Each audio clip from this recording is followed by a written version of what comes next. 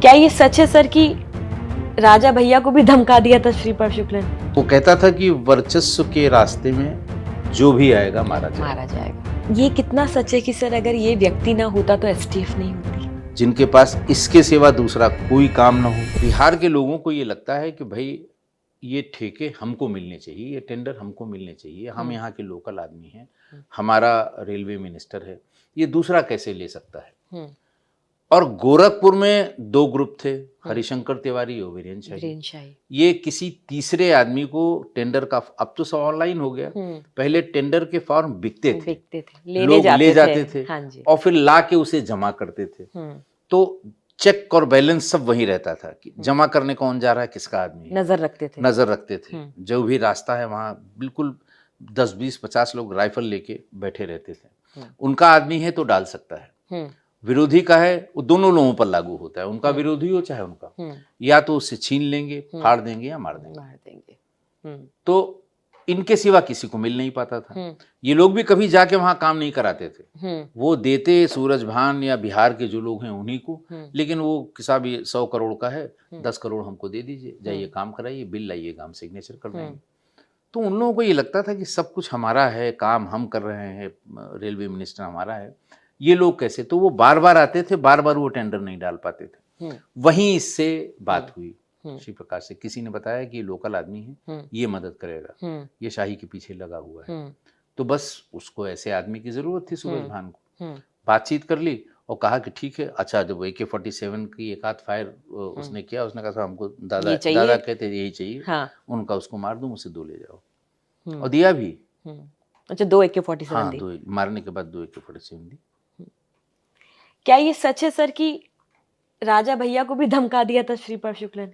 देखिए उस समय तो उसके मतलब कौन बचा उसके धमकाने से। एक नूर मोहम्मद साहब यहाँ डीजीपी को भी फोन करके, हाँ, फोन पे वो अब बेलौस हो गया ना वो, जब उसको लगा कि अब हम सक्सेसफुल होते जा रहे हैं, कोई रेजिस्टेंस कहीं नहीं मिल रहा है, तो जो वो कहता था कि वर्चस्व के रास्ते में जो भी आएगा मारा जाएगा।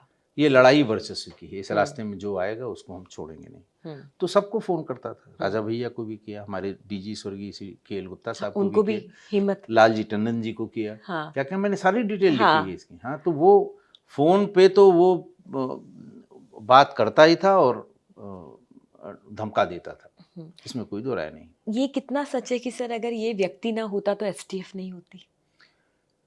नहीं, STF अब ये चांस की बात है कि उस समय ये, क्योंकि आप उसमें से एक मुख्य, हाँ, ऐसा है ना कि ये बात तो सही है कि इसके आतंक से परेशान तो सब लोग हो गए थे। ट्रिगर पॉइंट ये हुआ कि इसने ये हल्ला जब हुआ और जब बाद में हम लोगों को पता लगा कि ये सही बात है, और जब इसका दिमाग मुख्यमंत्री जी पर चलने लगा, तो बड़ा नेचुरल है, अजय राज शर्मा साहब को बुलाया गया, एक टीम बनानी थी जिनके पास इसके सिवा दूसरा कोई काम ना हो, और तब STF का गठन हुआ। ये बात बिल्कुल सही है, इसी के अपराध से परेशान होकर STF का गठन हुआ था, और एक आदमी के लिए हुआ। हाँ, ये बहुत बड़ी बात है। बहुत बड़ी बात है। इतने बड़े राज्य में एक अपराधी या एक अपराधी गैंग के लिए एक नई टीम बनाई जाए जिसके पास कोई काम नहीं है इस काम करने के सिवा, उसको न्यूट्रलाइज करिए, पकड़िए, बंद करिए, जो भी करिए, इससे मुक्ति दिलाइए। अब मैं आपसे जो सवाल पूछने जा रही हूँ, मुझे लगता है कि आप अपना पुराना समय भी याद करेंगे कि अब बहुत आसान है सर कहना कि इतना बड़ा अपराधी है, पकड़ लो, इसका एनकाउंटर कर दो। जब तक उसे कोई जानता भी नहीं था, कोई नहीं वर्चस्व में 5वां चैप्टर है, 5th चैप्टर, फोटो का टूटा। मुझे इस चैप्टर में एक बात बड़ी नजर आई कि आप भी कोई कम कलाकार नहीं है। आपने कहा कि सुनील शेट्टी की बॉडी लगा दो और इसका मुंह लगा दो, लेकिन उसका चेहरा ढूंढने में आपने बहुत मेहनत की। ऐसा है ना कि ये उसका कारण था क्यों लगाया गया, क्योंकि फोटो के बारे में उसने बहु प्रचारित कर रखा था कि अगर हमारी फोटो किसी ने पुलिस को दी, हम उसको मारेंगे, हम मार डालेंगे उसको। और इसी शक में एक फोटोग्राफर को उसने गोरखपुर में मार दिया। तो जिसके पास थी वो सवाल ही नहीं है। कहीं पता लगता था कि फलां जो है शादी में तुम गए थे या फलां तिलक में तुम गए थे, तो उस समय जिस वीडियोग्राफर ने, वो बड़े वाले वो चलते थे वीडियो कैमरे, जिसने लिया है उससे पुलिस मांग रही है, तो उसने भी अपना उसको फाड़ के जला दिया। तो दिक्कत थी। अच्छा, फिर क्रिटिसिज्म होने लगा एसटीएफ का कि इतने दिन हो गए, ये क्या खा कुछ तो नहीं, इनके पास फोटोग्राफ तक नहीं है, फोटो तक नहीं है। ये बात कचोटती थी, ये सबके दिल में लगती थी। अब बात तो सही कह रहे हैं लोग, अगर वो लिख रहे हैं खबर तो गलत नहीं लिख रहे हैं। तो फिर हम लोग सब ऑल एंड आउट केवल इसी की फोटो मिले इसकी कैसे भी। तो इसके एक रिश्तेदार यहीं लखनऊ में रहते थे। अच्छा, मुखबिर बेचित्र मोबाइल नया नया आया था, उसके सीडीआर पढ़ने में भी बहुत दिक्कत होती थी। अब तो तमाम सॉफ्टवेयर आ गए हैं। तो वो किसी ने कहा कि साहब, जैसे उसमें कई जगह मैंने जिक्र किया है कि फला सैलून में वो बाल बनाता था। हाँ, और वो शौकीन था। हाँ, और बहुत बड़ा शौकीन उस था। समय 1000 रुपए टिप देना। हाँ, वो 1000 रुपए टिप देना इसलिए भी कि कोई बताए नहीं। हाँ, इसलिए भी कि उसको इतना पैसा दे दीजिए, इतना उसका वो कर दीजिए। सर, ये लखनऊ के ताज होटल की ताज होटल है, एक बॉम्बे हेयर कटिंग सैलून है, हाँ। जहाँ जाता था 500-1000 रुपए टिप देता था। तो ये इसी तरह की सूचनाएं आती थी। तो एक सूचना आई कि भाई उसका एक बहनोई है, वो उसके यहाँ आता है, जरूर आता है। फिर वैसे ही किसी ने बता दी कि परसों आया था उसके यहाँ। तो हम लोगों ने कहा चलो पता तो लगे क्या उसकी शक्ल सूरत है, क्या किसी से बनवाया जाए, कैसे दिखता है। उसके यहाँ पहुँच गए और उससे पूछा कि भाई परसों आया था। उसने कहा सब नहीं आए थे। पति पत्नी दोनों से बहुत पूछा गया, मैं भी था उस पूछताछ में, सब लोग थे।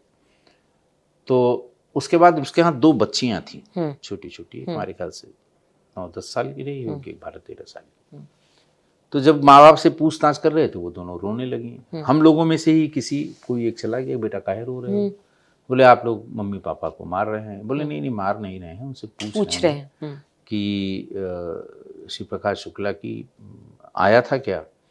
तो उसने कहा अंकल आए थे, मामा हैं हमारे, लेकिन अभी नहीं आए थे, फला तारीख को मेरा बर्थडे था, उसमें आए थे। अच्छा। तो बोले अच्छा, तो बताओ बेटा तुम वो है तुम्हारा, उनकी फ़ोटो है? बोले हाँ अंकल फ़ोटो भी है। अपनी बुक में से वो 4-5 फ़ोटो निकाल के ले आई। हम लोग उनके माँ बाप से बात कर रहे हैं, इधर फ़ोटो ले आई। फ़ोटो उसने बताया कि देखिए ये हम हैं, ये मम्मी हैं, ये पापा हैं और ये मामा हैं। तो बस खुशी का ठिकाना नहीं रहा। हम लोग वो लेके वहाँ से भागे। लेकिन वहाँ चलने के पहले इसके माँ बाप भी आ गए, मतलब जो उसके रिश्तेदार थे, बच्चियों के माँ बाप। और फिर वो विलाप करने लगे कि साहब वो मार देगा, पता तो लग ही जाएगा इस फोटो को देख के कि ये हमारे यहाँ की फोटो है। तो उससे बताया कि भाई तुम्हारे रिश्तेदार हैं, तुम उसके बहनोई हो, तुम्हारे साला है वो तुमको कैसे मार देगा? तो उन्होंने कहा कि नहीं साहब मार देगा, वो साला बहनोई कुछ नहीं देखता, वो मार देगा। तो अरुण कुमार साहब ने कहा कि राजेश कुछ ऐसा करो ना कि ये फोटो से वो आइडेंटिफाई न कर पाए, क्योंकि कल को अगर ये मारे जाएंगे तो फिर ये हल्ला भी होगा और लोग कहेंगे भी कि इतनी इनसेंसिटिव है पुलिस, उसको पता था कि ये मारता है और फिर भी ऐसी फोटो लगाई गई जिससे आइडेंटिफाई हो जाए कहाँ की। तो मैंने कहा ठीक है सर, कुछ करते हैं। मैं वहाँ से गया और जहाँ कैफ़े कॉफ़ी डे है इस समय, हजरतगंज ठीक चौराहे पे कॉर्नर पे, वहाँ पहले पोस्टकार्ड बिकते थे और बॉलीवुड के हीरो हीरोइन, पॉलिटिकल लोग, इनके सबके लोग उसमें न्यू ईयर पे वो उसमें 5 या 10 पैसे का उस समय स्टैम्प आता था लगा के, और कुछ विश लिख के लोग डाल दिया करते थे। अब मैं उसको देख रहा था कि किससे मैच कर रहा है ये। अच्छा, वो थोड़ा सा जो बाकी लोगों की फोटो थी उसमें हीरोज की, तो वो कोई दाएं देख रहा है, कोई बाएं देख रहा है, वो बड़ा मिसमैच हो जाता। सुनील शेट्टी पे निगाह पड़ गई। अच्छा। कि ये उसी तरफ देख रहा है जिसमें फोटो में ये देख रहा है। तो बस वो खरीदा मैंने और उसके बाद लेके मैं चला गया। अमर फैक्स की एक दुकान थी हजरतगंज थाने से ठीक सटी, उसमें बंटी भैया का किस्सा भी है। हाँ। आपने बंटी भैया की जान अलग तक ला दी। अच्छा, वो जो है बंटी भाई जो हैं वो बहुत सिंसियर आदमी, बहुत माय डियर आदमी था। हम लोगों को इस तरह का टेक्निकल काम, क्योंकि एक तो पहली कलर्ड फोटो स्टेट की मशीन खरीदी उन्होंने, दूसरा जो ये फोटो वो करने के सॉफ्टवेयर होते हैं, फोटो एडिट करने के, वो उन्हीं के पास कंप्यूटर में एक यंग लड़का था, किसी को रखा था, तो वो करता था ये सब। तो जब कभी उनके यहाँ बैठते थे तो उनका भैया बहुत बढ़िया हो गया है, उसका एक सॉफ्टवेयर मिल गया है, ऐसे ऐसे हो जाता है। तो मुझे कुछ नहीं सूझा, मैं उन्हीं के यहाँ चला गया। पहले थाने पे गया, उसका सिर निकाला और इसमें शेट्टी साहब का सिर निकाल के बाहर किया, लगा के देखा कि वो ठीक चल रहा है। तो फिर बंटी भाई के पास गए, हमने कहा बंटी भाई इसको जो ये बीच में चिपकाने से जो गैप आ रहा है इसको कुछ ठीक कराओ, जो लड़का आया है तुम्हारे यहाँ। अरे बोले 2 मिनट में हो जाएगा। अच्छा, न उन्होंने पूछा और न मैं बता सकता था कि किसकी है फोटो है। नहीं तो वो जो है, अरे वो होने ना देता, वो हाँ, इतना दहशत थी दहशत। तो उन्होंने भेजा उस लड़के को, उन्होंने कहा भाई इसको ठीक कर दो। तो ठीक उसने किया। हालांकि अब भी कोई गौर से देखे तो थोड़ा सा एक जगह हल्का सा मिसमैच लगता है। और मुझे लगता है कि अभी भी अगर आप श्री प्रकाश शुक्ला को सर्च करें तो वही फोटो नजर आती है जो आपने बनवा दी है।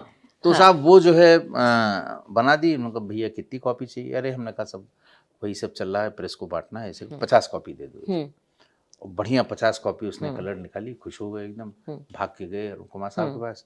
ये साहब ये देखिए ये लोग इतना हल्ला काट रहे थे और बिल्कुल बहुत बढ़िया फोटो आई है। तुरंत उन्होंने प्रेस को बुलाया और अगले दिन पूरे हिंदुस्तान की प्रेस में वही फोटो छप गई।